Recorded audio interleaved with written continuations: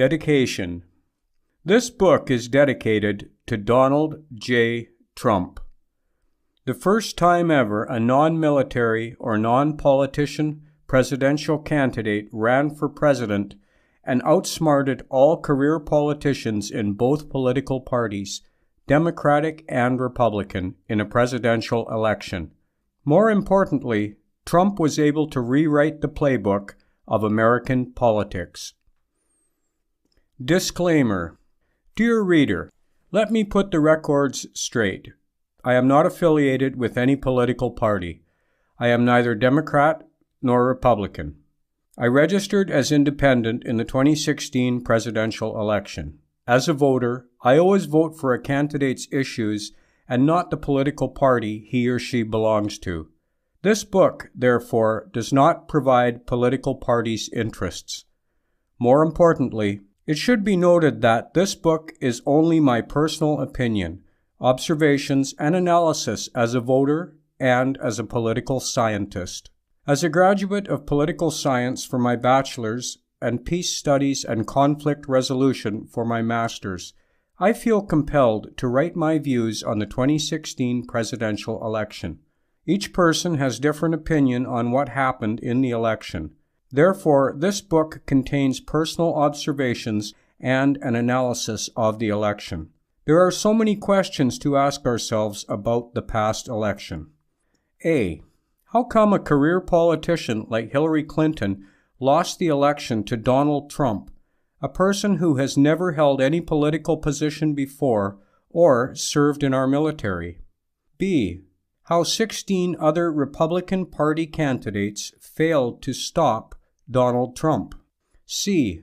Most importantly, how Donald Trump outsmarted everyone in politics and managed to rewrite the new political playbook in American history. And D. What should the Democratic Party do for 2020? Does the party really want to win against the incumbent President Donald Trump? One last thing. This book is not about who would make a better leader, or rather who had better policies. It is all about winning and losing. What one candidate did to win and another did to lose the election is a central part of the analysis of the book. This is what Niccolo Machiavelli expresses as the ends justify the means. I know politics has become the most controversial topic everywhere. Some people even fight, beat each other because of politics and politicians. What do you benefit by insulting and attacking a fellow human being because he is supporting and or voting for another candidate? I've one important message for you. No matter who becomes the president, politics benefits from voters. The divide among voters is embraced by politicians, and they gain political support base. So, discuss issues in politics, and not individuals as a solution to our problems. Always strong constitution and institutions are the cornerstone of any country, and not politicians. Chapter 1. The 45th. Donald Trump wins the presidency, the business tycoon and TV personality capping his improbable political journey with an astounding upset victory. Donald J. Trump will become the 45th President of the United States, defeating Hillary Clinton in a campaign unlike anything we've seen in our lifetime. Donald Trump wins the presidency of the United States. He is now to be called President-elect. That's a quote from Wolf Blitzer of CNN, Wednesday, November 9th, 2016. First and foremost, I agree with Wolf Blitzer that it is something unlike anything we've seen in our lifetime. The only closest thing to this, unreal and surreal presidential election win, as Bret Baier called it, when he announced Donald Trump won Pennsylvania, hence the presidency, at Fox News, was in the World Cup 2016 in Brazil when Germany badly defeated Brazil 7-1. The question to ask ourselves is how Trump defied the pundits, pollsters, analysts, researchers, and everyone in America. It was really the biggest political upset in American history.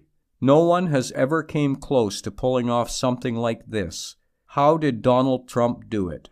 I would like to share with you a quote from Governor Christie's endorsement. Christie was among the very few people in America who saw it coming. He understood the power of Donald Trump and explained why the Clintons feared Trump so very much. Christie shared debates with Trump during the Republican primaries. Though many laughed at him at first, but if we look back, we learn so much from that moment. There is no doubt in mind, and I've been saying this from the time I entered the campaign, that the single most important thing for this party is to nominate the person to give us the best chance to beat Hillary Clinton. The one person that Hillary and Bill Clinton don't want to see on that stage next September is Donald Trump. They know how to run the standard political playbook against junior senators and run them around the block.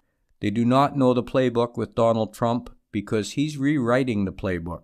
He's rewriting the playbook of American politics because he is providing strong leadership that is not dependent upon the status quo. And so the best person to beat Hillary Clinton in November on that stage last night is undoubtedly Donald Trump.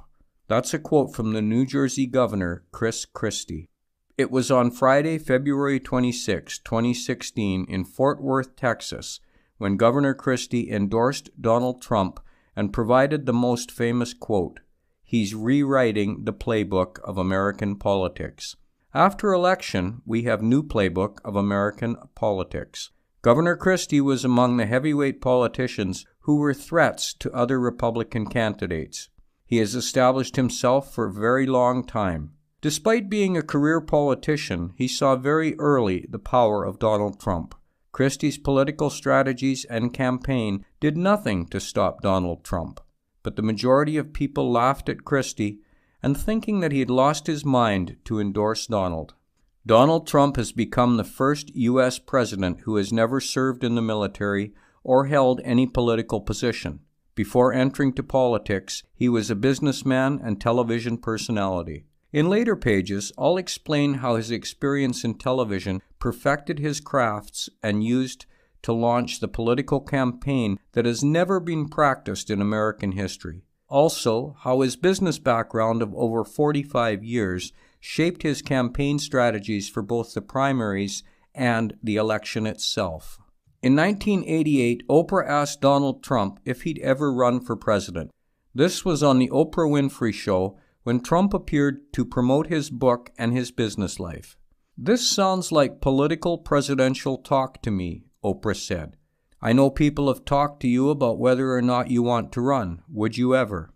Trump responded, "Probably not, but I do get tired of seeing the country get ripped off. I just don't think I have the inclination to do it. If it got so bad, I would never want to rule it out totally, because I really am tired of seeing what's happening to this country. We are really making other people live like kings, and we're not.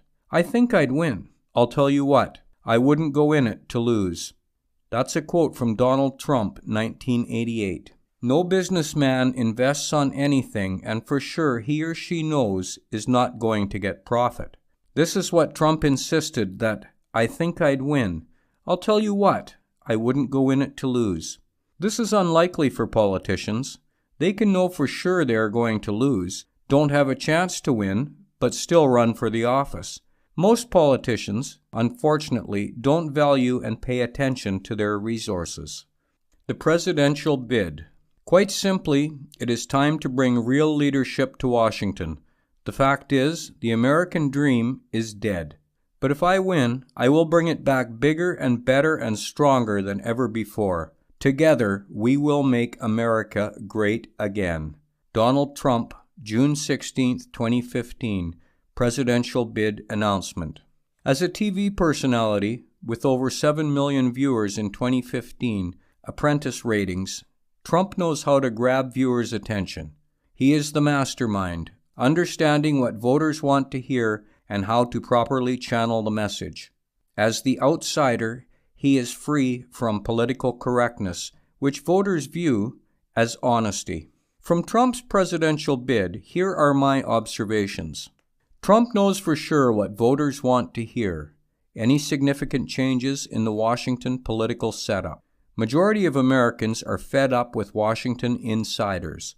Therefore, the 2016 election was a perfect arena for the outsiders to showcase what they were capable of doing and bringing changes about. Since Trump is the outsider, the first thing in his bid, Trump promises voters to bring the real leadership to Washington and change Washington business as usual. Whether or not Trump will be doing what he promised after winning, that's another story and is not the main objective of this book. What matters, he knew what voters wanted and he gave it to them. Both politics and business have one thing in common on campaign strategy. In business world, logo, color, design, etc. play a vital role in branding and excelling. Entire world knows McDonald's logos and Nike's slogan, "Just do it." The same applies in politics. The campaign team has to prepare a catchy slogan to attract voters and make them believe in the policies, everything that you want to do for the country once you are elected. Trump has the slogan, "Make America Great Again." The slogan is very short, catchy, calling for attention, and more importantly, what direction the country will go. In the midst of other countries showing their powers in military, industrial, and so forth, the slogan caught many voters. Here are some of the most recent campaign slogans. A. Yes, we can. Barack Obama, 2008. B. Stronger Together. Hillary Clinton, 2016. C. Country First. John McCain, 2008. D. Let America be America again. John Kerry, 2004. And so many other slogans. In my opinion, from 2000 to present, only two slogans, Yes We Can, Obama's, and Make America Great Again, Trump's, were marketed perfectly and stayed on voters' mouths every day. And they will, for a long time, stay as main campaign hit slogans. Hillary Clinton's slogans, I Am With Her, and Stronger Together, were not highly marketed to stay on the voters' radar every day. Even now, just less than a year after election, many people have already forgotten her slogans. But Yes We Can and Make America Great Again will stay on people's mouths for a very long time. The Make America Great Again dominated the presidential campaign. Media, both liberal and conservative networks, talked about the slogan every single day. Without knowing, the slogan went viral. This was the difference from Stronger Together slogan of Hillary Clinton or I Am With Her. With my business background, I know slogans or just a logo can be a reason for the identity, sales, and easy way of promoting a product. Trump and Obama, on their slogans Make America Great Again and Yes We Can, did it very well. For the first time in American presidential election, we witnessed 17 candidates in the Republican Party. This is the highest number of candidates we have ever seen in any political party. To me, it shows the true democracy and gives voters an opportunity to choose whoever they see fit to serve them. All these 17 candidates had extensive careers prior to deciding to run for the position. Most of these 17 candidates are heavyweight career politicians. They have either experience with political campaigns or political elections, sometimes both. Dr. Carson and Trump were the famous two candidates who did not have such experience. What statistics from the primary and election in general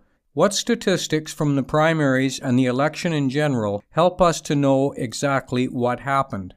I use a graph in my book, which is an example of the primary results of Trump in comparison to all previous Republican primaries in history. Trump got more votes in a Republican nominating contest than anyone on record.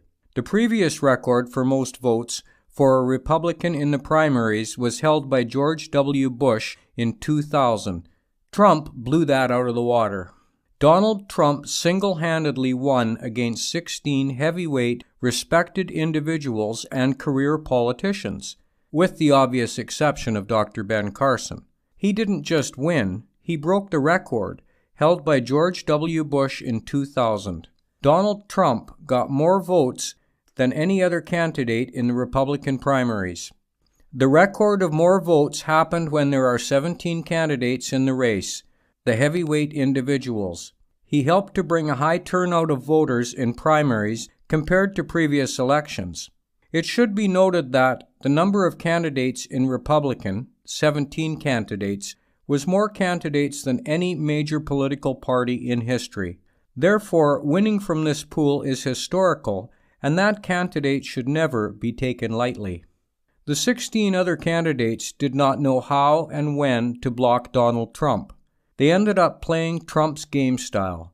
No one can beat Trump in his own backyard and style, which suited him best.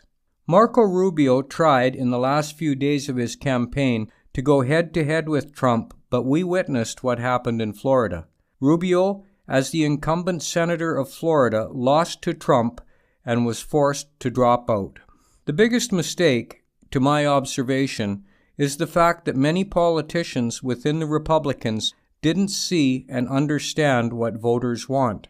The voters were already tired of too much political correctness, Washington politics, insiders who use their experience to get away with anything they want. Trump studied this and articulated very well. That's why he didn't change his style despite advisors and media attempts to force him to change the message and his style of talking. His style is the one that got attention of the people, and he plays best in his style. Trump may also be the first candidate in the modern era to have funded his campaign by himself during the primary season. Although his are much more impressive, he only spent a quarter the amount of money as the Democrats, Clinton and Sanders. That's a quote from the Gateway Pundits, June 7, 2016. What does funding your own campaign and using less money than the Democrats have to say to the voters? A. Your policies are not influenced by lobbyists and people who have donated a large amount to your campaign. That means you don't owe anyone when you win the nomination. B. It shows how smart you are in using your resources well to win big. Trump used a quarter the amount of what Hillary Clinton and Sanders used. Voters will see this as a good sign of how their taxes will be spent. The Gateway Pundits put it clear that he proved to be the real capitalist in the primary, while Clinton and Sanders proved to be the socialists, freely spending other people's money. Endorsements in the GOP primary. This election, through Donald Trump, we have come to understand that not all-time big names for endorsements are guarantee of nomination or winning the presidency. It's kind of a new chapter in the political playbook. We saw Teddy Cruz, Rubio, and Jeb Bush acquire heavy endorsements. And when it came to the presidential election, Donald Trump didn't get many endorsements even from his own party. Many Republican members didn't even want to associate themselves with Trump. But in the end, we saw he single-handedly defeated everyone who went head-to-head with him. On one hand, this helped Donald Trump to be underestimated by his opponents and then caught them by surprise. No one took him seriously, and no one believed he will even go halfway through the GOP primaries. The same mistakes his fellow GOP candidates did during the primaries were repeated in the same way by Hillary Clinton.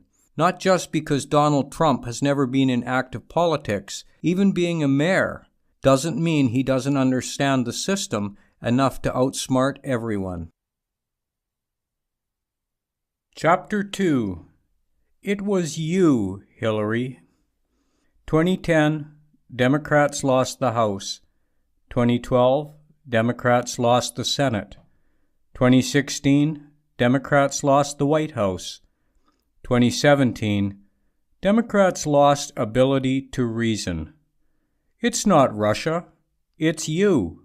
That's a quote from Rob Schneider, Democratic supporter, March 29, 2017. After Buchanan's election in 1856, America has never witnessed a Secretary of State winning a presidential election. It has gone more than 150 years, and numbers keep growing up for Secretaries of State not going into the White House. Following the loss in the Democratic primaries against Obama, Hillary knew for sure 2016 she would run again for the presidency. There was no doubt that supporting Obama in 28 against McCain was the smartest move, because Obama would owe Hillary in 2016. If Hillary were to run as an independent in 2008, McCain would win in a landslide simply because Obama and Hillary would split up the Democratic votes.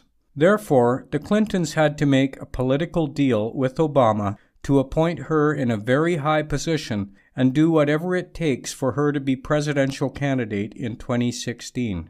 In Hillary's mind, it was very clear that her goal was to become the President of the United States in 2016. The fundamental questions are, did she do enough research to take that huge risk and gamble her chances of becoming the President by accepting the position of Secretary of State?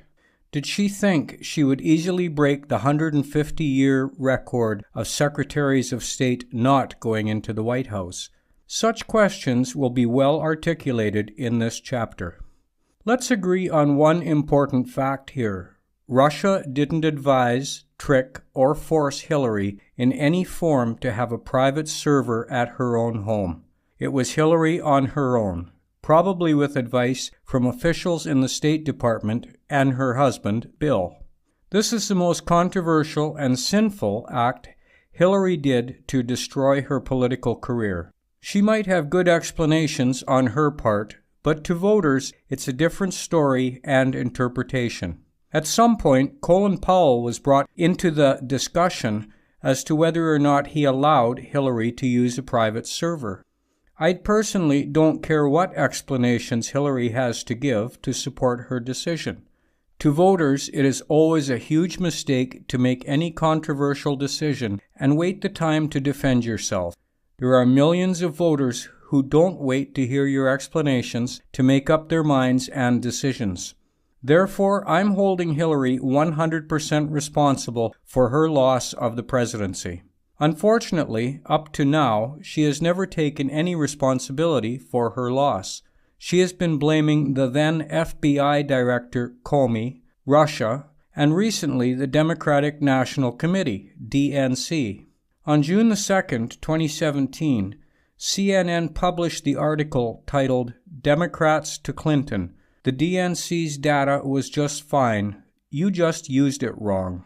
This was the response of DNC to Hillary's interview with Recode's Kara Swisher that, once she became a Democratic nominee, she inherited nothing. The Democratic National Committee's data, she said, was mediocre to poor, non-existent, wrong. I had to inject money to it. This is the perfect way of running away from taking responsibility for her loss. Classified materials. In all, Comey said, FBI agents found that 110 emails in 52 email chains contained information that was classified when it had been sent. 8 of those chains contained information that was top secret, the highest level of classification. An additional 2,000 emails, Comey said, were upgraded to classified status at a later date. That's from the Los Angeles Times, July 5, 2016. The question to ask ourselves is, why are the classified materials becoming the center of the election campaign? For starters, not anyone had access to the classified materials. It takes a very extensive process until a person acquires one. The applicant has to fill in the famous SF-86, a very extensive form which tracks back at least 7 years of your life. It is followed by an investigation, interviews, and for some types of clearance, a polygraph is taken. Hillary possesses top secret clearance. One of the most important parts of possessing security clearance is the handling of such materials. Everyone who possesses any clearance receives the brief on handling classified materials on his or her level and signs the contract with the government. There are so many people that have lost their clearances for mishandling such vital information, and some have received jail time. For military personnel, some had lost their status, hence failed to do their jobs which required security clearance. Others had to separate from the military. For the matter of national security, mishandling of classified information is the greatest mistake a person can do. Although we did not find clear evidence that Secretary Clinton or her colleagues intended to violate laws governing the mishandling of classified information, there is evidence that they were extremely careless in their handling of very sensitive, highly classified information. That's a quote from FBI Director Comey, July 5, 2016. I'm not a lawyer by profession, but everyone knows that ignorantia juris non excusat, or ignorantia legis neminem excusat. This is Latin for ignorance of the law excuses not, and ignorance of the law excuses no one, respectively. There is very basic legal principle that holds a person who is unaware of a law may not escape liability for violating that law merely because one was not aware of its content. To my knowledge, Hillary knows everything about handling classified materials. How come a Yale Juris Doctor graduate, First Lady for 8 years, New York Senator for 8 years, and presidential candidate defends herself that she didn't know the meaning or abbreviation of a classified materials? That's a very plain lie. Let's assume she didn't know, which is not true, by the way. That's not a defense at all. She has to be held accountable for mishandling and the extreme carelessness. Even though Hillary was not prosecuted by the FBI, to the public and voters in general, there was another prosecution. Director Comey's wording, there is evidence that they were extremely careless in their handling of very sensitive, highly classified information, divided the undecided voters and some of the Democratic members. It was a huge blow to the rest of her campaign. From that moment to the election day, the FBI decision didn't go away at all. If you ask me, this contributed a lot for the loss, more so than any other factor. That's why I will never play Russia card for the major political upset on November the 8th. The October surprise. Why the October surprise is so crucial in the national elections, especially presidential elections. According to History.com, before 1845, states were allowed to hold elections any time they pleased within a 34-day period before the first Wednesday in December. But in 1845, the United States Congress chose a single date for all national elections in all states.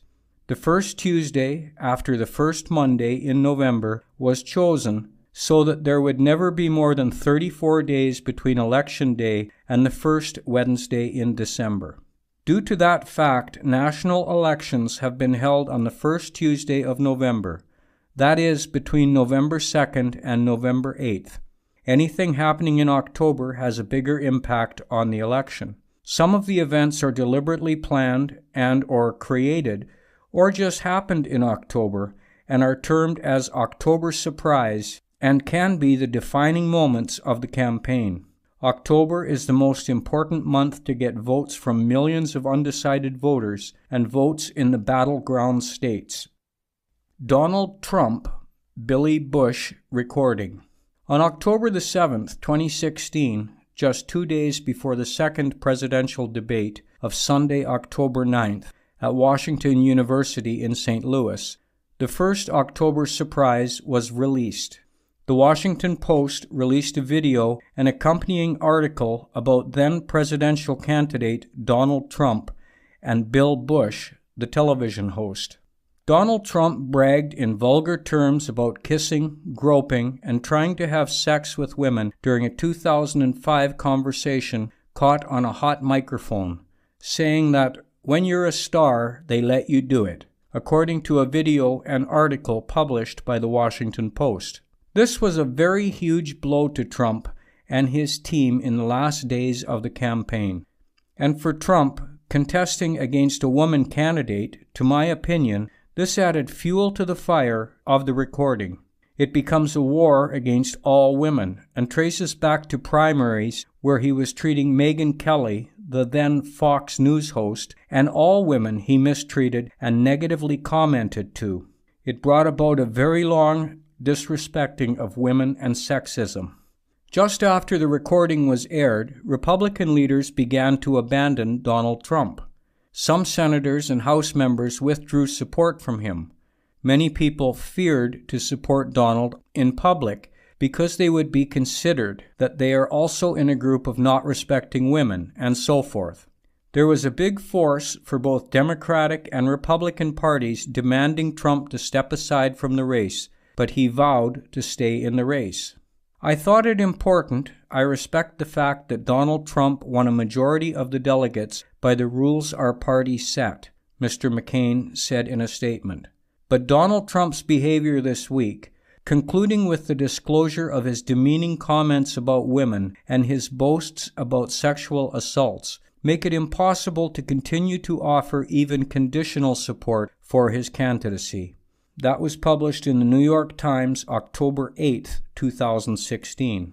In an unheard-of rebuke by a running mate, Governor Mike Pence of Indiana, the Republican vice presidential candidate, declined to appear on Mr. Trump's behalf at a party gathering in Wisconsin and offered him something of an ultimatum on Saturday afternoon.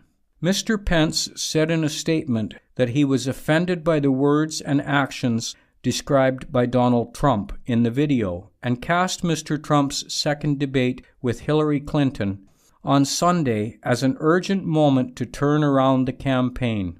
I do not condone his remarks and cannot defend them, Mr. Pence said, adding, "We pray for his family and look forward to the opportunity he has to show what is in his heart when he goes before the nation tomorrow night."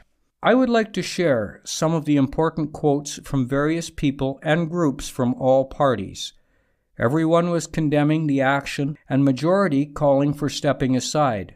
Some Republican leaders refused to appear with Trump in public. It was a total disgrace. "This is horrific. We cannot allow this man to become president." That's a quote by Hillary Clinton. "It makes me sick to my stomach." That's a quote by Senator Tim Kaine, Clinton's running mate. "What Trump described in these tapes amounts to sexual assault." That's a quote by Executive Vice President of Planned Parenthood Action Fund, Don Lagwins. "Women are to be championed and revered, not objectified. I hope Mr. Trump treats this situation with the seriousness it deserves and works to demonstrate to the country that he has greater respect for women than this clip suggests." That's a quote by House Speaker Paul D. Ryan, Republican Party.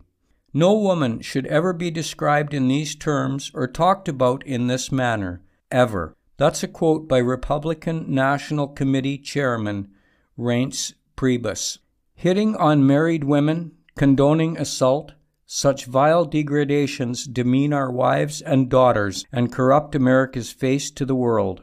That's a quote by former Republican presidential candidate Mitt Romney. "As the father of 3 daughters, I strongly suggest that Trump needs to apologize directly to women and girls everywhere and take full responsibility for the utter lack of respect for women shown in his comments on that tape." That final quote is by Senate Majority Leader Mitch McConnell, Republican from Kentucky.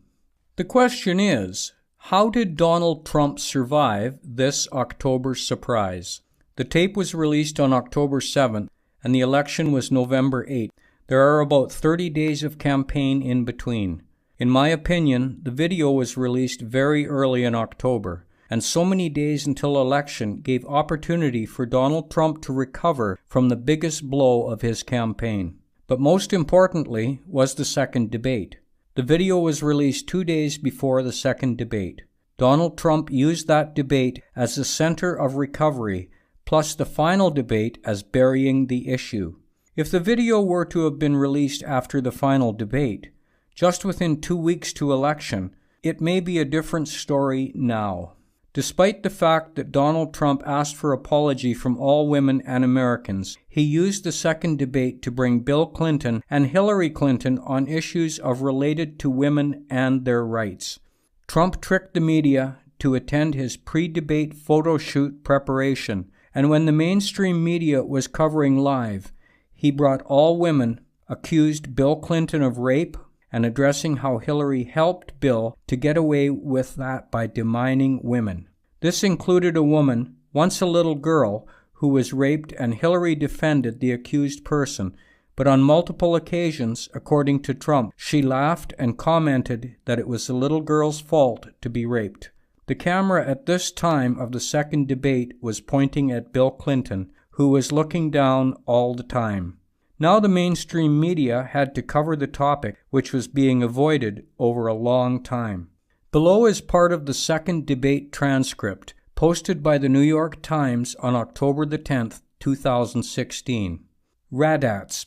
This tape is generating intense interest. In just 48 hours, it's become the single most talked about story of the entire 2016 election on Facebook, with millions and millions of people discussing it on the social network. As we said a moment ago, we do want to bring in questions from voters around the country via social media, and our first stays on this topic. Jeff from Ohio asks on Facebook, Trump says the campaign has changed him. When did that happen? So, Mr. Trump, let me add to that. When you walked off that bus at age 59, were you a different man, or did that behavior continue until just recently? And you have 2 minutes for this.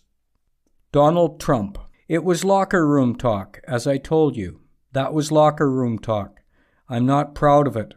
I am a person who has great respect for people, for my family, for the people of this country, and certainly I'm not proud of it. But that was something that happened. If you look at Bill Clinton, far worse. Minor words, and his was action. His was what he's done to women. There's never been anybody in the history of politics in this nation that's been so abusive to women. So you can say any way you want to say it, but Bill Clinton was abusive to women. Hillary Clinton attacked those same women and attacked them viciously. 4 of them are here tonight. One of the women, who is a wonderful woman, at 12 years old, was raped. Her client she represented got him off, and she's been laughing on 2 separate occasions, laughing at the girl who was raped. So don't tell me about words. I apologize for those words, but it is things that people say. But what President Clinton did, he was impeached. He lost his license to practice law. He had to pay an $850,000 fine to one of the women, Paula Jones, who's also here tonight. And I will tell you that when Hillary brings up a point like that, and she talks about words that I said 11 years ago, I think it's disgraceful. And I think she should be ashamed of herself, if you want to know the truth. This was followed by applause. Another important reason as to why the October surprise on Trump didn't take him down was the FBI October surprise. On October 28, 2016, just 10 days before the election, FBI Director James Comey wrote a letter to congressional leaders on Clinton email investigation. This was to inform the Congress that the FBI will investigate whether additional classified material is contained in emails sent using Hillary Clinton's private email server while she was Secretary of State.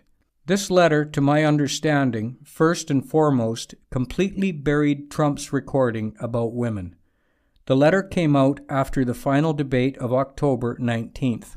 Hillary had no room to clarify anything on debate like Trump did in the second and third debates. Undecided voters had a final chance to weigh in on who to vote for. On November 6th, just 2 days before the election, Comey wrote again to Congress. In his second letter, he said that the FBI had found no new evidence to change its conclusion that Clinton should face criminal charges. To me, this letter was way too late for the damage which ended Hillary's dream of becoming President of the United States. Chapter 2. Continued. I was on the way to winning until the combination of Jim Comey's letter on October 28th and Russian WikiLeaks raised doubts in the minds of people who were inclined to vote for me but got scared off. And the evidence for that intervening event is, I think, compelling, persuasive, and so we overcame a lot in the campaign. That's a quote by Hillary Clinton, May 2, 2017, on ABC News. The biggest blame should never go to the FBI or WikiLeaks. Hillary has to blame herself in the first place to have private server and mishandling classified materials. This is where she failed to identify what was the root cause of her loss, and other things just attributes. In a later chapter, when I will be talking about hacking election, I'll revisit WikiLeaks. I will explain in detail the role of WikiLeaks and most importantly the double standards in the mainstream media. There was no time for Hillary to recover from the biggest campaign blow. Many people already had casted their early votes, and as I said in earlier explanations, in any political campaign, many voters don't have time to hear deeper analysis, especially when there's just a few days left to November the 8th. I'll never blame the then FBI Director Comey even for the October surprise, the letter to Congress. I'll blame the source of the problem. The source was Hillary Clinton, who knew since 2008 that she would run for the presidency in 2016 and decided to have a private server at her home, plus mishandling classified materials. If she really wanted to go to the White House, and Bill knows better, you can't make such mistakes. As I said, everybody knows that there should be a clear separation between the office and private life. She witnessed all the scandals of her husband, so she was supposed to avoid all avoidable mistakes and unnecessary scandals and keep the Clintons clear. From the primary to presidential campaign, majority of people were talking about how the Clintons are the most powerful political couple. I totally get it and agree with them. The Clintons knew too much that they are the most powerful political couple in the history of modern politics in America. People reached the conclusion that they were above the law, rules, and regulations, and that nothing like that applies to the Clintons. That's why Bill Clinton decided to meet the then Attorney General Lynch in public a few days before the FBI decision on Hillary's email violation, knowing that he would get away from that too. The FBI Director Comey's decision was to follow instructions from Attorney General Lynch.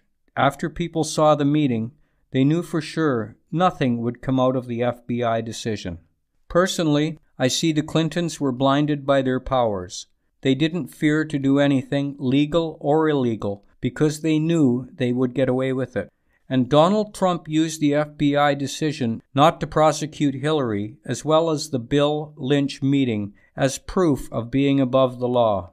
Some voters decided not to vote for Hillary just to prove that the Clintons are not above the law and can't get anything they want. For over a long period of time, Hillary has been denying of mishandling or even wrongdoing on the email saga. As shown on Fox News, March 10, 2015, she said, "I did not email any classified material to anyone on my email. There is no classified material." But when the FBI report was released by Director Comey, it was clear that she was lying. This questioned her honesty, trustworthiness, and credibility. Hillary Clinton versus Bernie Sanders. Myself and other Democrats who were Clinton supporters, we have been saying this was serious. It truly violates what the DNC's proper role should be. The DNC did something incredibly inappropriate here and needed to acknowledge that. That's a quote by Edward G. Rendell, a former DNC chairman and former Pennsylvania governor. The 2016 Hillary-Bernie primary was one of the most competitive, controversial, and divisive in modern politics within the Democratic primaries. Bernie Sanders provided the biggest challenge to Hillary Clinton. To Sanders, it was not just a political campaign. He spread what he believed to be a movement. While Hillary was insider and supported everything in the Obama administration, Bernie, on the other hand, was the outsider. He opposed most of the issues in Hillary's proposal and opposed most of the things under the Obama administration. It was a unique kind of political campaign from people of the same political party.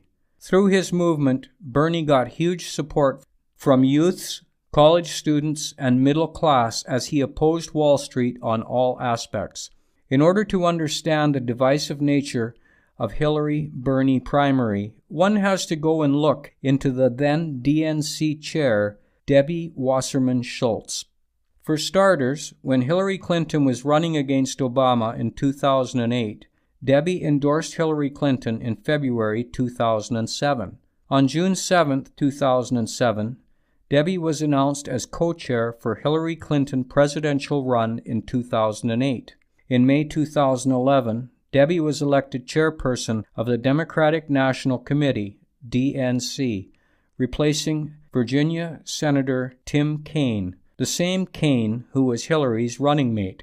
You don't need a degree in nuclear science to connect the dots here. Debbie, who was the co-chair of Hillary Clinton's presidential campaign in 2008, became the DNC chair. This position was helpful to determine and/or influence who would run for president in 2016 within the Democratic Party. Thankful to WikiLeaks and other hackers, we've managed to know behind the scenes of the DNC.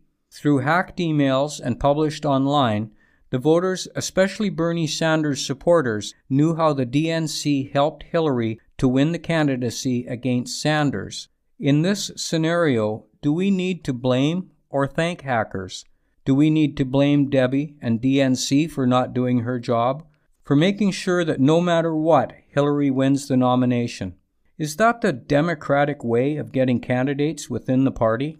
That's why I say, and will continue to say, it was not Russia that caused Hillary Clinton to lose the election.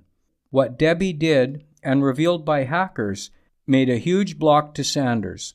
After pressure from Sanders supporters, some of Hillary's supporters, and a national demand for resigning, Debbie resigned her position as DNC chair on July 28, 2016, following the 2016 Democratic National Convention. What did she do after her resignation? Hillary Clinton appointed Debbie as honorary chair of her national presidential campaign, as shown on the above official statement. What was Hillary thinking to bring Debbie in her campaign team? Hillary was still in a very tough situation to bring both camps, Hillary's and Bernie's, together to win the presidency. Instead of finding ways to bring all supporters together, she went to bring in Debbie, who was responsible for Bernie not to win the nomination. It's obvious, Bernie's supporters were so furious they even booed Debbie in the convention. It was a total disaster, even for her presence in the convention. Running mate, vice presidency, pick. Everyone in America was waiting to hear who would be the running mate, VP pick. Elizabeth Warren, Democrat from Massachusetts, and Bernie Sanders were among names people were mentioning around. I don't know why Senator Warren disappeared from appearing in many occasions with Hillary, but in the end, Senator Tim Kaine from Virginia was announced as the running mate. To me, Hillary did another technical mistake which cost her chances of winning the presidency. Choosing Tim Kaine as VP was a great mistake. For her chances of winning, Hillary needed Bernie Sanders as VP to win that election. Not choosing Sanders means choosing not to win the presidential election. Why am I saying that? As I pointed out earlier, that Hillary-Bernie primary was the most divisive in the Democratic Party. Ending that divide was her only choice. I know one may say in 2008 Obama didn't choose Hillary as VP and instead chose Joe Biden and still won the elections against John McCain. Obama-Hillary 2008 was not divisive within the party. Yes, there were heavy competition, but the party was not divided like Hillary-Bernie. In 2008, there was DNC favoring one candidate, like in 2016, where Sanders supporters, up to today, they still feel they won the nomination. If it were not for Debbie and the DNC favoring and doing whatever it takes for Hillary to win the nomination. That being said, despite the different views on key issues, Bernie was the last piece of the puzzle and Hillary needed to finish the puzzle. Without that piece, White House dreams would never materialize. Few Sanders supporters joined Hillary. but the majority believed in Bernie's movement, which no matter what would never change their movement to support Hillary. That made some voters not vote at all. Others decided to vote for Trump as a payback to Hillary and DNC to hijack Bernie's movement to the White House. Campaigning in California. It's very clear to anyone who follows American politics, especially the politics of blue versus red states, to understand the position of California in the modern presidential elections. From 1936 to 2016, there have been a total of 22 presidential elections. Out of those 22, the Republican Party has won only 6 in California: 1952, 1956, 68, 72, 80, and 84. The other 16 elections, the Democratic Party has won in California. Therefore, California became the official blue state after the 1984 election. In 1952 and 1956, Republican Dwight D. Eisenhower won California by defeating Democratic presidential candidate Adlai E. Stevenson. Eisenhower got 442 electoral votes in 1952 and 457 in 1956, while Stevenson ended up by getting only 89 electoral votes in 52 and 73 in 1956. In 1968 and 1972, Richard Nixon defeated Hubert Humphrey in 1968 and George McGovern in 1972. Nixon got 301 electoral votes in 68 and 520 in 72. And the last Republican candidate to win California was Ronald Reagan. He won California and got total electoral votes 489 against the incumbent president Jimmy Carter in 1980. In 1984, not only winning California, but ended winning a total of 525 electoral votes against Walter F. Mondale, who just got 13 votes, 3 from Washington, D.C., and 10 from his home state of Minnesota. From all angles, California is a very liberal and deep blue state. It is the biggest base for Democratic Party, plus has the largest electoral votes, total of 55. It is a guaranteed win for any Democratic candidate. But the question to really ask ourselves is, why did Hillary decide to go and campaign for California and skip battleground states like Michigan, Wisconsin, and Pennsylvania?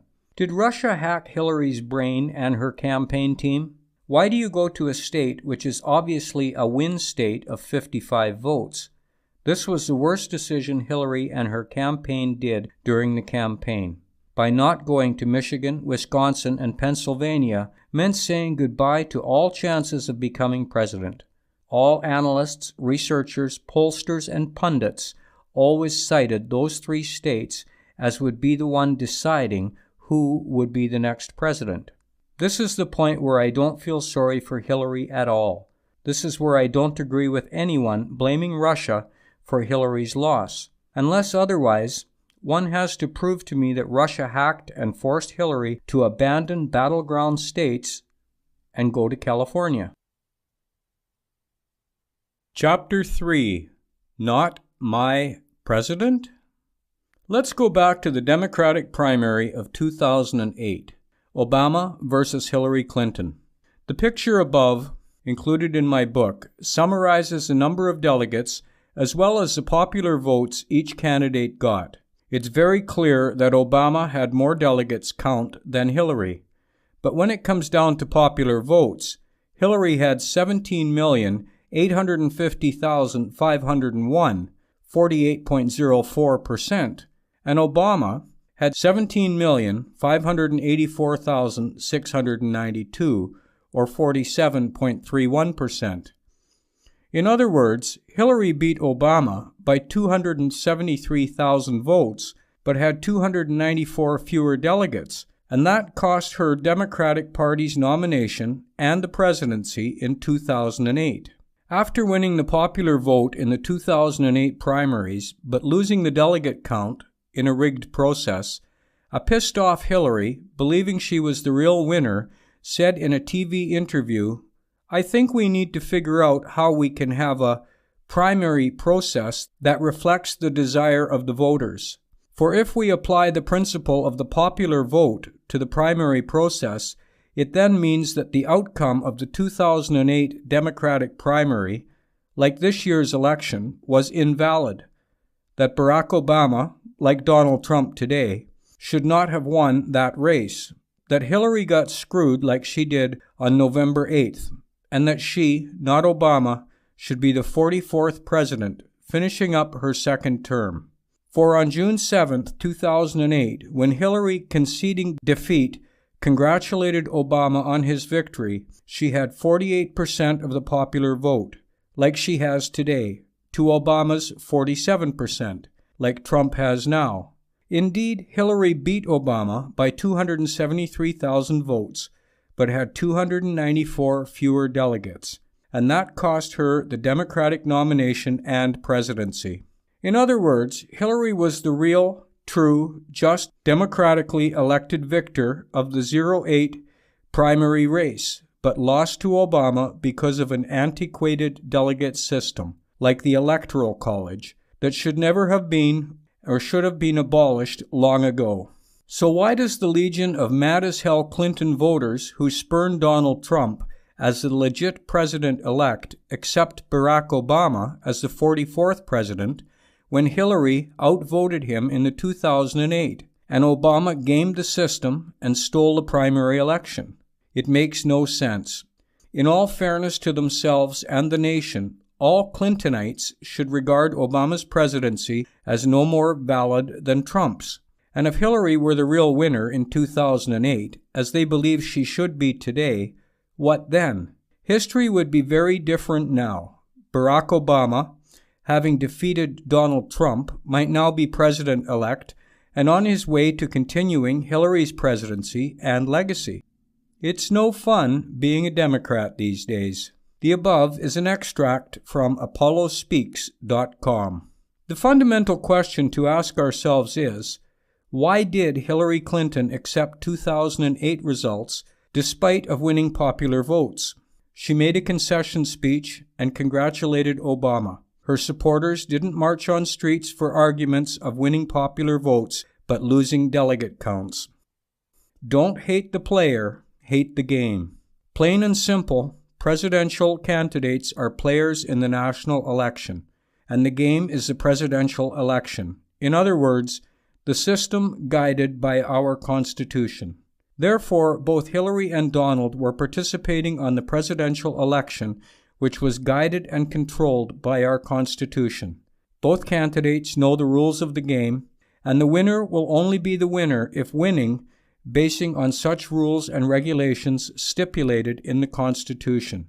The overall question is, how does a presidential candidate be declared the winner in the United States of America? Millions of Americans don't understand how the winner is declared and the rules governing the election. This makes it easy to bring chaos and mobilize people who don't understand and get confused. Facts on the Electoral College votes. Established in Article 2, Section 1 of the U.S. Constitution, the Electoral College is the formal body which elects the President and Vice President of the United States. Each state has as many electors in the Electoral College as it has representatives and senators in the United States Congress, and the District of Columbia has 3 electors. When voters go to the polls in a presidential election, they actually are voting for the slate of electors, vowing to cast their ballots for that ticket in the Electoral College. Electors. Most states require that all electoral votes go to the candidate who receives the plurality in that state. After state election officials certify the popular vote of each state, the winning slate of electors meet in the state capitol and cast 2 ballots, one for vice president and one for president. Electors cannot vote for a presidential and vice presidential candidate who both hail from an elector's home state. That's from www.history.house.gov. Let me clarify some important parts of the Electoral College system. Those who were marching on the streets should know that the President of the United States of America is elected basing on the Electoral College system and not popular votes.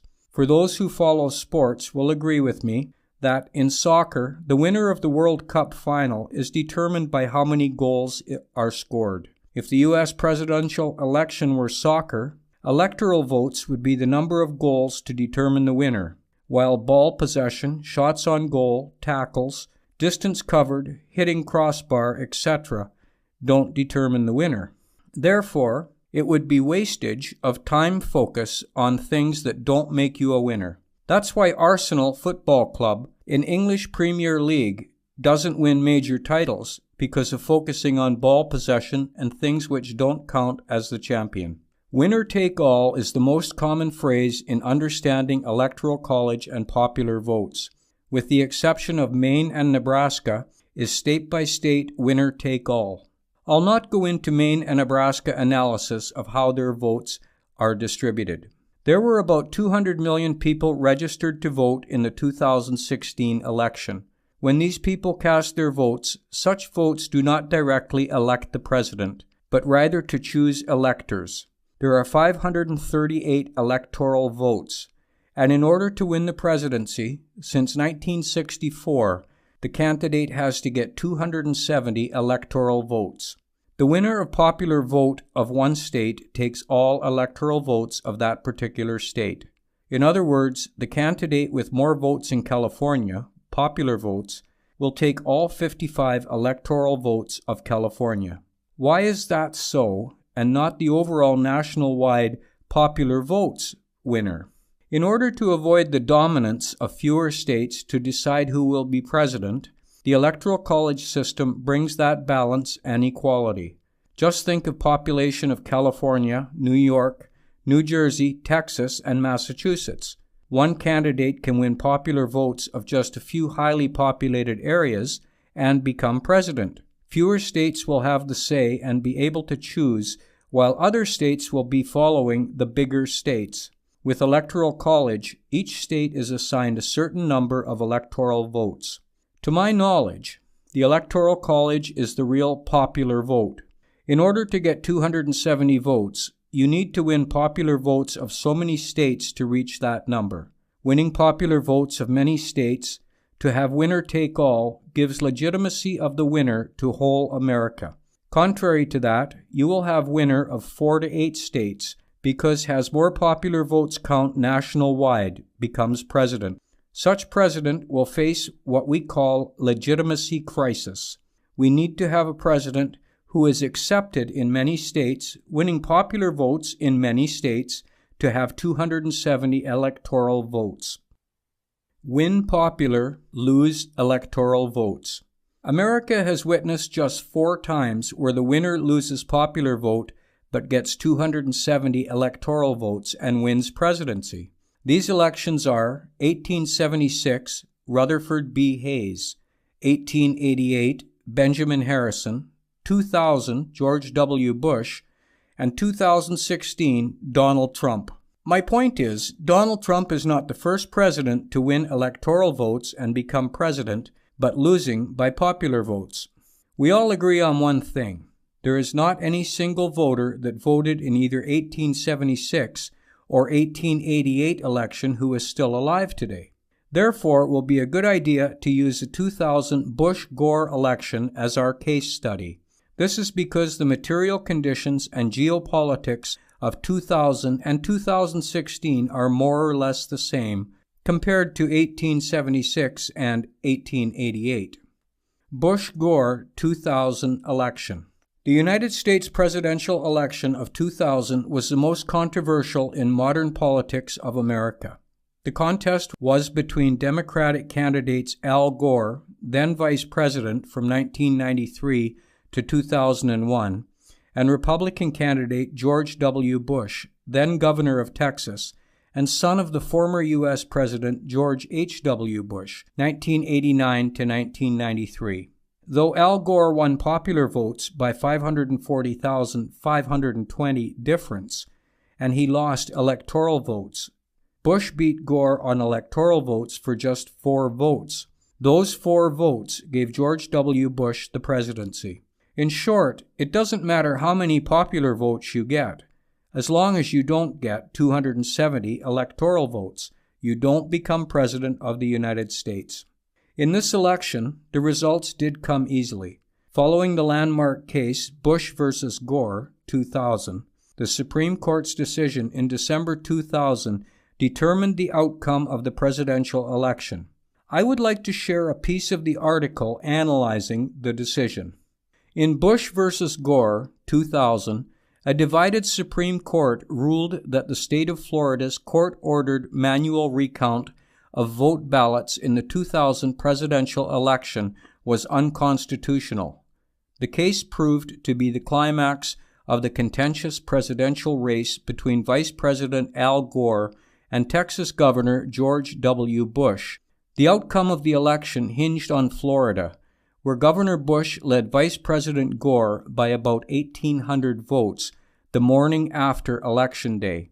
Because the returns were so slow, Florida law called for an automatic machine recount of ballots.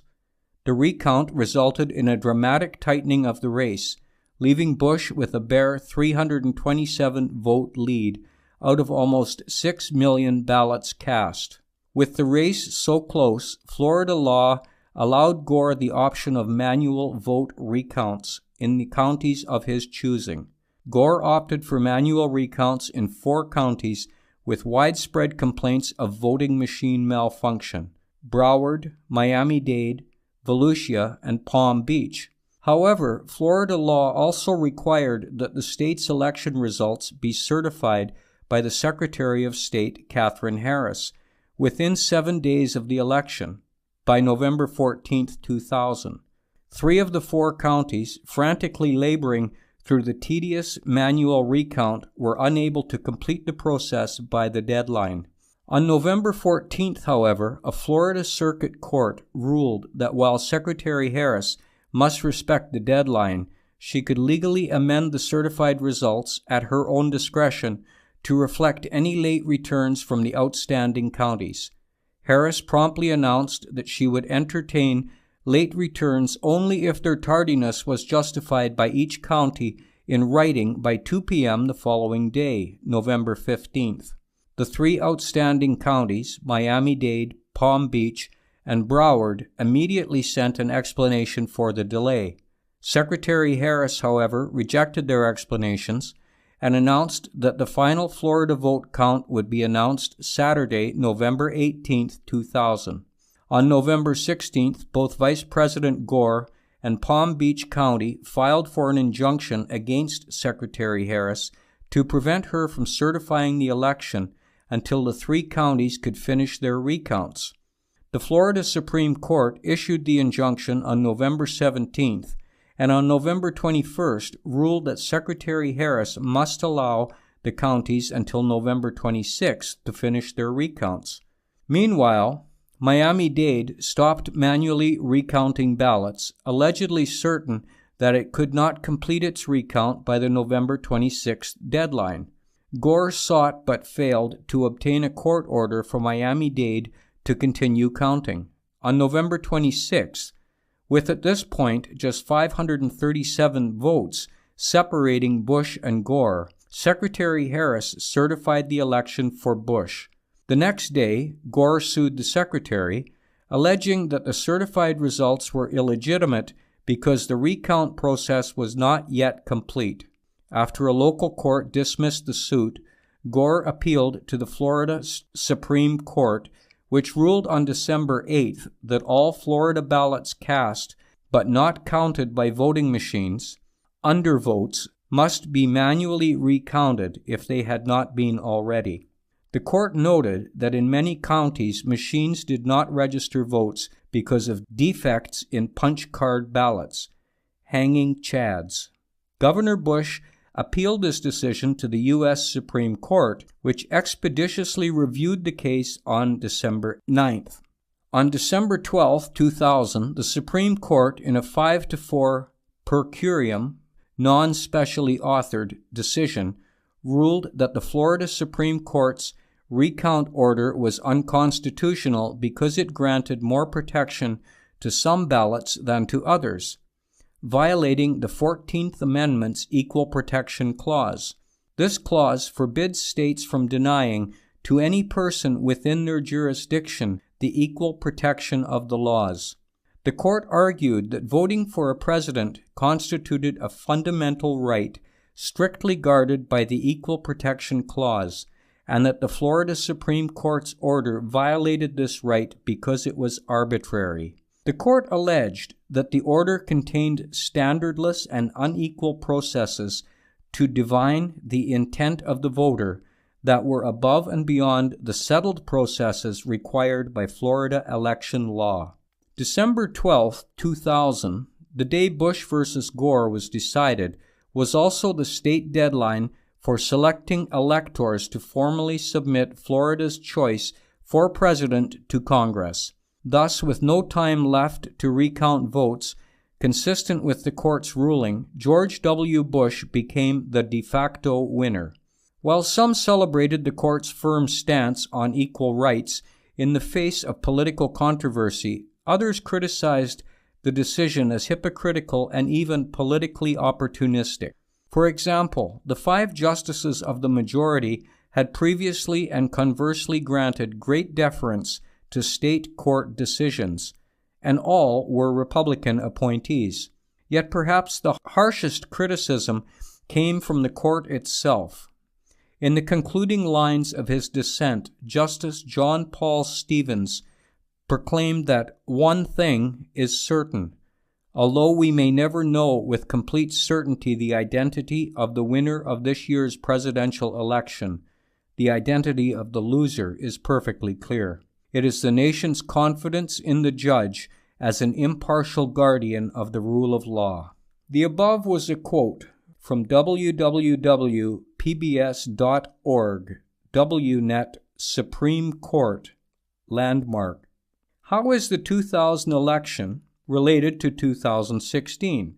Despite the fact that the 2 elections share one thing in common, the winner gets more than 270 electoral votes, but loses overall popular votes count.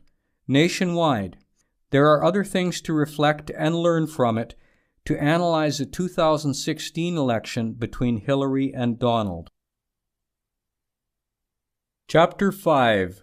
Hacking Election. This is the central question of the entire book. Was the American election hacked? If yes, did Russia hack the American election? Let's agree on one important fact here. In the world of imperialism, each nation wants to dominate the world and expand their influence. The United States has been influencing elections in many countries around the world. That doesn't need nuclear science knowledge to know that. But in the current technology, even a small nation can use the internet to interfere in something or to impact something in the big powers. The collapse of the USSR doesn't mean it is the end of the Cold War. It neither means Russia has become a lesser threat to the United States, nor other followers of Russia or other countries stop challenging the United States' hegemony. So it will be the stupidest thing to ever imagine no nation on earth wants to pay back to the United States or to bring the U.S. to their knees. To avoid any kind of hacking or interference of the national elections, there are systems in place to monitor that. But the most important is the fact that each state and country conduct their own election. In order to hack this kind of system, a person needs to go to each country and manually change a vote, which is practically impossible. The election is not being rigged, Mr. Rubio said, adding that Mr. Trump should stop saying that. We have 67 counties in this state, each of which conducts their own elections, Mr. Rubio said. I promise you there is not a 67-county conspiracy to rig this election. That's a quote from the New York Times, October 18, 2016. But let's hear from the man responsible for making sure the national election is protected by all means. President Obama assured the nation that there is no way the election of the United States will ever be rigged. Here are his words. I have never seen in my lifetime or in modern political history any presidential candidate trying to discredit the elections and the election process before votes have even taken place. It's unprecedented. Obama said this alongside Italian Prime Minister Matteo Renzi. I'd advise Mr. Trump to stop whining and go try to make his case to get votes, Obama said. And if he got the most votes, then it would be my expectation of Hillary Clinton to offer a gracious concession speech and pledge to work with him in order to make sure that the American people benefit from an effective government. And it would be my job to welcome Mr. Trump regardless of what he said about me or my differences with him on my opinions, and escort him over to the Capitol, in which there would be a peaceful transfer of power. That's what Americans do. That's a quote by Barack Obama. From Kevin Liptak, CNN White House producer, October 18, 2016. I believed Donald took President Obama's words and put them into consideration. Donald made his case to voters to get more votes, and on November 8th, he got more votes, electoral votes, than Hillary. Unfortunately, Hillary didn't follow Obama's advice and expectation of offering a gracious concession speech and pledge to work with Donald in order to make sure the American people benefit from an effective government. And it would be my job to welcome Mr. Trump regardless of what he said about me or my differences with him on my opinions, and escort him over to the Capitol, in which there would be a peaceful transfer of power. After the election results, Hillary and her supporters are the ones whining the election was rigged. They are whining that Russia hacked the election, which was Donald's claim way before Election Day, November 8th. For over a period of 8 months, we hear the same accusation of the Russian-hacked election. Personally, it makes me sick to my stomach for the most powerful nation on earth to be crying like a banana republic. For 8 months, the intelligence community have failed to really produce concrete evidence to the taxpayers showing proof that Russia did it. Even on Comey's testimony, no actual evidence that the story of there was a Russian signature. How sure are we that any person can make that signature? Everybody knows that the CIA can make that signature. The United States has more enemies. It can be Russia or any other country, or just individuals hacking the system. The content versus the hack. One of the major October surprises was the release of the video-audio of Donald Trump in 2005 talking with Bill Bush. When the video came out, everyone condemned and had opinion on Trump's behavior and whether or not he should deserve to continue to be in the presidential race. There was a big pressure for Trump to step aside from the race. No one on earth would entertain what Trump said on the tape on women. During this intensive national discussion, everyone was on the content of the tape. No one ever questioned how the tape came into media possession. No one bothered to find out whether Trump or Bill Bush or any other person possessing that tape or video was hacked. I didn't hear an excuse from Trump that he was hacked. That's why the video went to the media. He took full responsibility to make a public apology. I like that kind of politics of sticking on the issues and contents of the materials on hand, and not where and how materials came to the media. But to my surprise, when Hillary Clinton, Debbie Wasserman Schultz, Donna Brazile, DNC, and other officials were being exposed, the mainstream media stopped talking about the content. Discussion changed from discussing the contents of the exposed materials to who hacked them. Why didn't we have the same conversation during Trump's video release that who hacked him or the person possessing the video? Why do we experience double standards in the same scenario? Should we blame the hacker, accused Russia, or Donna Brazile? I personally thank whoever he or she is to bring any political dirtiness and misconduct of candidates and campaign teams. Such things in a great way help voters to make an informed decision on who to vote for.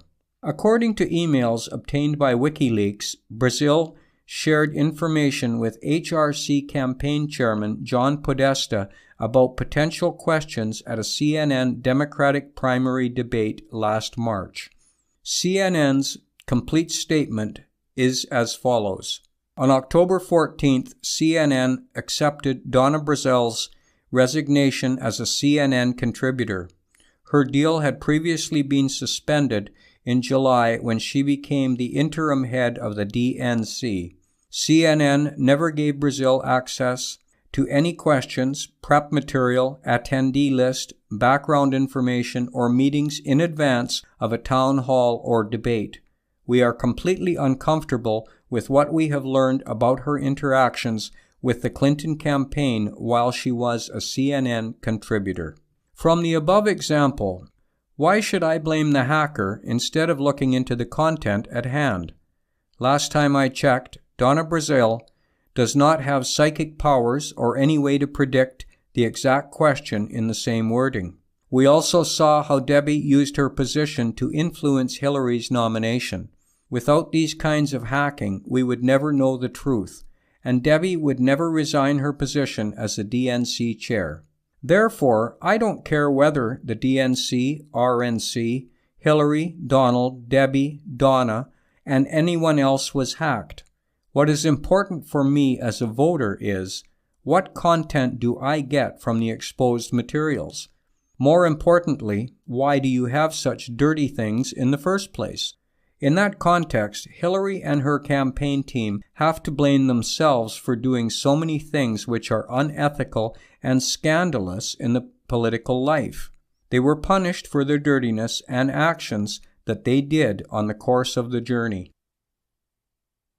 Chapter 6. Future of America. What will be the future of America?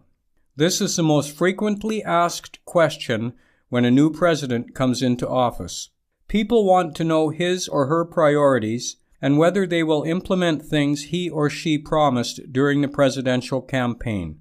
This book doesn't go into a discussion of each item promised by each candidate to determine which ones were or are better for America.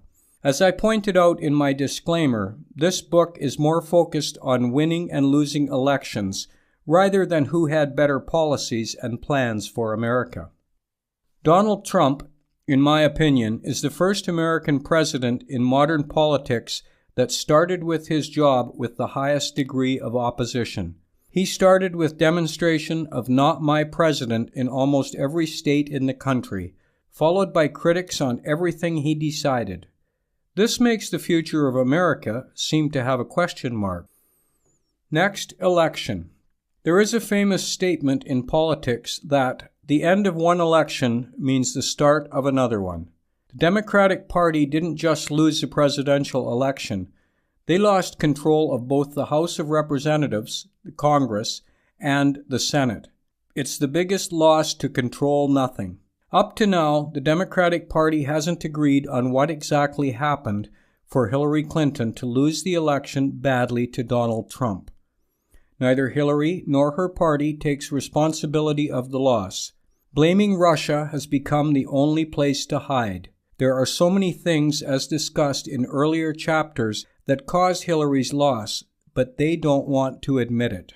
Failure to admit, taking responsibilities for the loss, and avoiding hiding under Russia would completely destroy the Democratic Party and the mainstream media. The party needs new leadership, restructuring, and to work on a new message and vision for the party. For example, since after November 8, 2016, there have been some special elections for the positions left after Trump's appointments. Republicans won almost all elections. Here is a good explanation as to why Democratic Party is still losing elections. On June 21, 2017, NPR published an article with the title, "Democrats Play Blame Game with Pelosi After Georgia Election, to the GOP's Glee." You know, you can sit here and we'll talk about Russia all day long on Capitol Hill and in Washington. You go back to Ohio, they're not talking about Russia. They're not. They're not talking about Putin, Russia, Flynn. I just feel we're so disconnected from real people are thinking about. We're overwhelmed with our anger towards Trump. And I'm mad at Trump, but I'm madder at the Democrats for letting him get in. We better focus.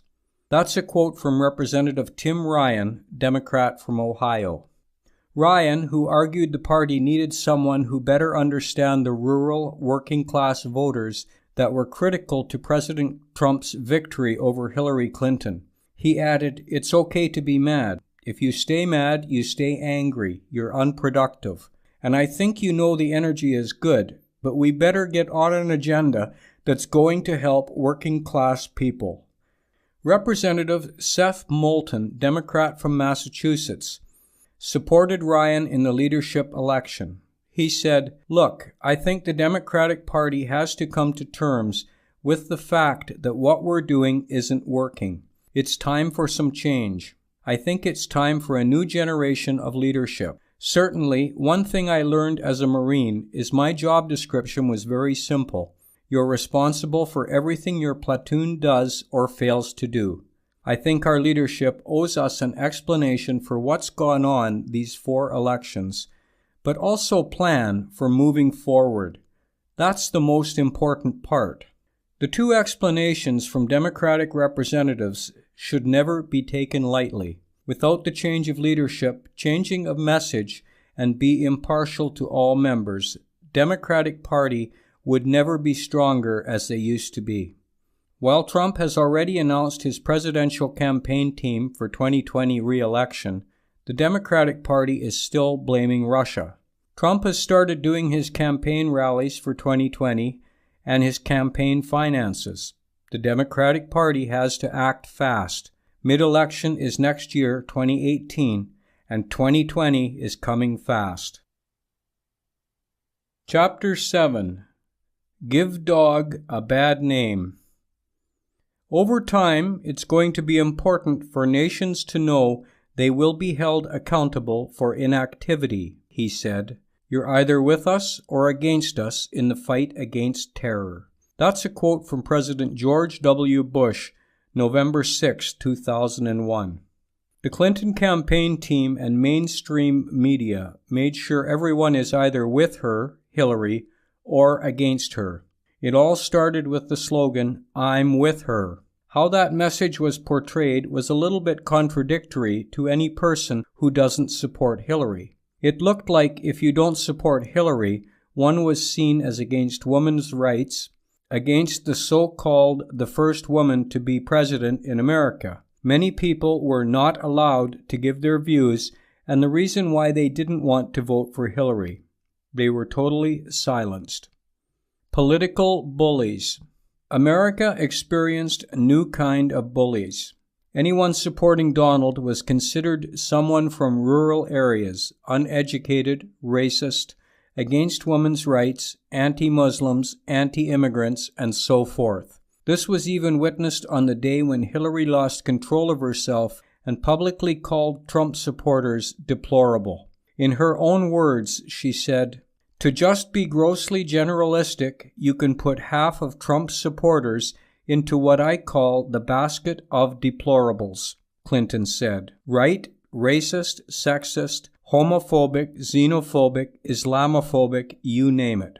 She added, "And unfortunately, there are people like that and he has lifted them up. He has given voice to their websites that used to only have 11,000 people, now have 11 million. He tweets and retweets offensive, hateful, mean-spirited rhetoric." Clinton then said some of these people were irredeemable and not America. That's a quote from Dan Merica and Sophie Tatum, CNN, September 12, 2016. In Hollywood, it got even worse. Actors and actresses who supported Trump were discriminated against. These actors and actresses left to focus on what they are doing best and became pundits and bullies. Comedians and late-night shows crossed the lines. Whenever you turn on the TV or listen to radio or read something online, there was attack, and attack to both Trump and his supporters. This brought up the wrong polls. I'm sure CNN and other pollsters are wondering what went wrong with their data. Why such a big margin of error? Many people feared to speak their views on candidates. People who planned to vote for Trump were denied their rights of expressing their views and opinion. Some people were beaten up because they were going to vote for Trump. It was the worst thing America and the most embarrassing election ever. Therefore, people started lying about who they would vote for in the election to avoid name-calling and being considered deplorable. These are what we call the silent voters. I would like to share one important example of silent voters. The Latino community was experiencing the most hardship situation. On one point, Trump promised to build the wall and deportation for all illegal immigrants. There are some Latinos who supported Hillary and some Donald. But how many Latinos would go front and publicly support Donald Trump? But deep down and secretly, there were millions of Latinos who were supporting Trump and voted for him. That's why you can get the explanation as to why Florida, despite having a big Cuban population, voted for Trump in both GOP primary and presidential election. Just think, Trump won against Marco Rubio, Cuban immigrant and senator of Florida, in his home state. This was the clear message of not grouping all immigrants, blacks, women, and so forth into one group. America encourages free thinking and individual decisions and responsibilities. So why assume that all immigrants or Latinos or blacks should vote for the same person? Chapter 8. About the Author. It was on Wednesday of September 23, 1981, when I debuted on this beautiful and most complex planet, Earth. My parents named me Ernest Boniface MAKULILO. Up to now, I don't know the reason why I was named Ernest, but I am definitely sure it was something very important to my mother and father. I like my name very much, and I sometimes go by EBM, which is the abbreviation of my initials. I currently live in the United States, but that's not where I am originally from. I was born and raised in Kigoma, Tanzania. This is a small town at the heart of the deepest lake in Africa, and the second deepest in the world. The lake with the most delicious fish, migebuka, and sardines, dagaa, which you never find in any other place. If you ask me now, what do I miss about Tanzania, apart from my family, it is most definitely migebuka and dagaa. I'm the 11th child out of 13 children. Yes, my parents have 13 most wonderful children. No matter. They are the most loving parents any child could ever dream to have.